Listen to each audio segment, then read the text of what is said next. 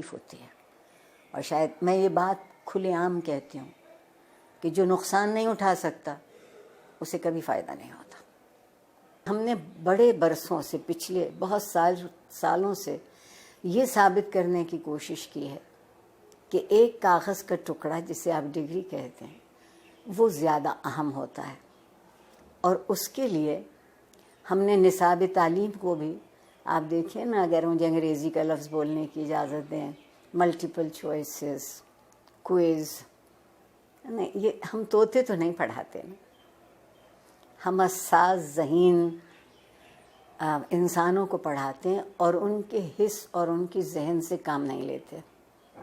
اس کی بنیادی وجہ یہ ہے کہ جب میری نسل جو تقریباً قبل از مسیح سے ہے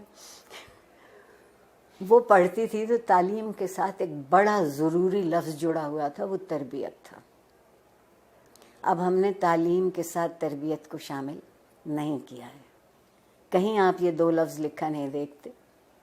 پھر ایک اور کمال کیا ہمارے ہاں جنرل ضیاء الحق صاحب نے، جنہیں میں اپنا محبوب بھی کہتی ہوں، کہ انہوں نے ہم سے مکالمہ چھین لیا، سوال کرنے کی اجازت نہیں رہی. تو جو معاشرہ سوال کرنا بھول جاتا ہے وہ جواب کیسے ڈھونڈے گا؟ اور ڈگری ہمارے ہاتھ میں دی گئی کہ ہم ایک اچھا روزگار تلاش کرتے. میں کہتے کہتے مر جاؤں گی کہ زندگی کو روزگار چاہیے ہوتا ہے، روزگار کو زندگی نہیں چاہیے ہوتی. ہم کندھوں کا بوجھ بڑھا رہے ہیں، ہم ذہن کو وسیع نہیں کر رہے، کشادہ نہیں کر رہے. استاد کو اجازت نہیں ہے کہ جو کتاب اس کے ہاتھ میں ہے اس کے علاوہ وہ کچھ کہہ سکے کہ کہیں اور سے پڑھا ہو. ٹھیک. پھر جو آپ کے یہاں مذہب کی دخل در اندازی ہوئی، زندگی کے سارے خواب 70 حوروں سے منسوب ہو گئے.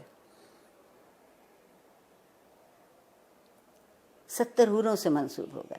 آپ کہتی ہیں کہ جستجو کی ضرورت ہے، آپ کے وزیر اعظم کہتے ہیں کہ سکون تو قبر میں ملے گا. تو جو اس سکون کی تلاش میں، وہ جستجو کیوں کرے گا؟ بیٹھے بیٹھے انتظار کرے گا. ہمارے ہاں پیمانے بدلتے ہیں، ہمارے ہاں معیار بدلتے ہیں.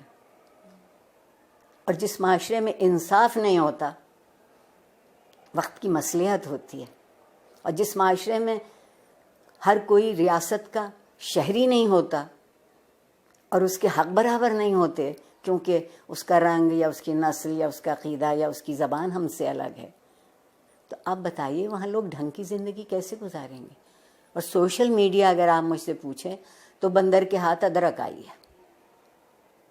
جس کو یہ معلوم نہیں کہ اسی کو کتنا مثبت طریقے سے اسی سے تربیت ہو سکتی ہے، اسی ٹول کو استعمال کیا جا سکتا ہے، اسی آلے کو ان کی طالب علموں کی بہتری کے لیے. مگر اس کی بجائے آپ وہاں دیکھیے تو کیا ہو رہا ہے. جب میں پل بڑھ رہی تھی اس زمانے میں ڈائری لکھنے کا رواج تھا،